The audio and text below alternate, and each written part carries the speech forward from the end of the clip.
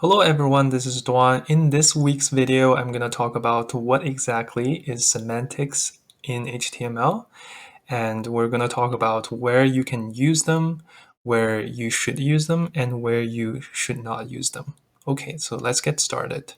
So what is semantic in HTML? As you can see on the right, we have a bunch of HTML elements, and we have a web page illustrating where each HTML elements are structurally positioned. And so basically, semantic in HTML are HTML tags that have meaning, specifically the structural meaning to a page.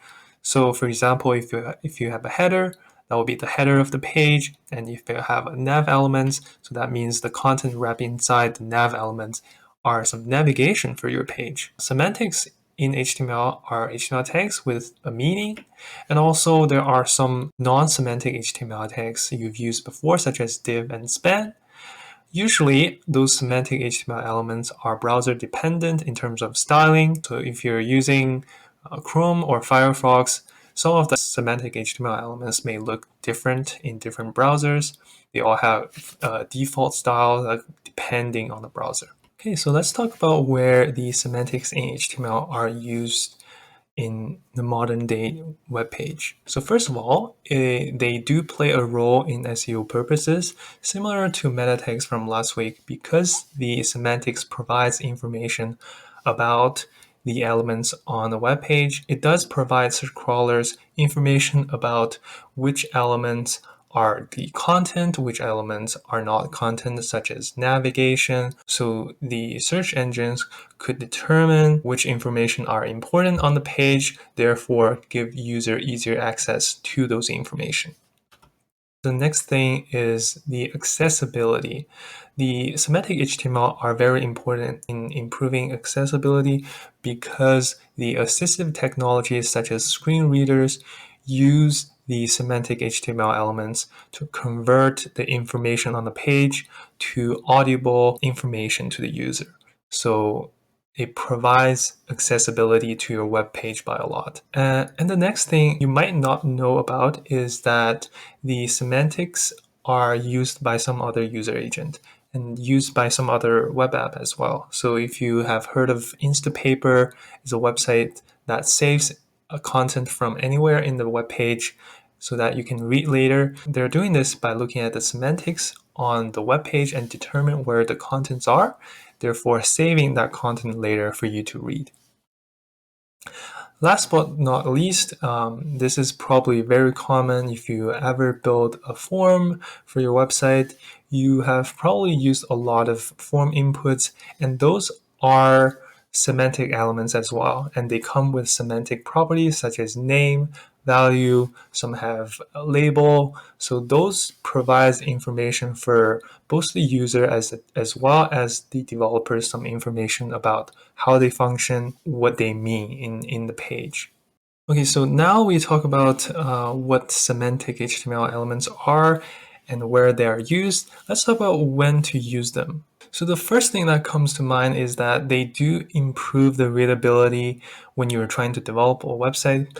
When there's a section, there's an article, you know where exactly those contents are being displayed. So therefore, it does improve the readability when you're developing things, which is when you do want to use them. And the next thing is that it does help the web crawlers to determine the relative importance of the elements on the web page.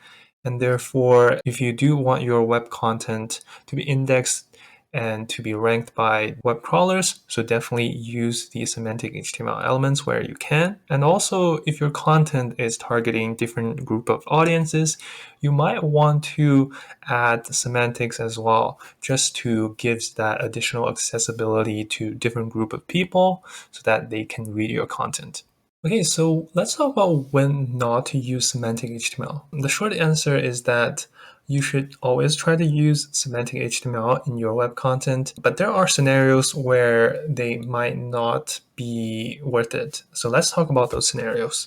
So the first one is that when it becomes time consuming. I know that this might sound like an excuse, but it does happen when you didn't start using semantic HTML when you started developing the web, and it becomes a little harder to change it later on. and also it might produce inconsistent styles across different browsers. And the second point is that because they do have inconsistent browser style for different webs, your layout might look different and therefore impacting the user experience. So it might not be worth it if you are unfamiliar with it. But there are tools such as the normalize.css and sanitize.css, and you can use them to set a default style across the browsers, so you don't have to worry about having different variation of semantic HTML tag styles in different browsers. The last scenario is that imagine if you have a page with specific audience where that accessibility is not as important, so it might not be worth it to change it to semantics. My recommendation is to have some basic semantics building. It does really help with the web crawlers. It does really help with structure your content on the page.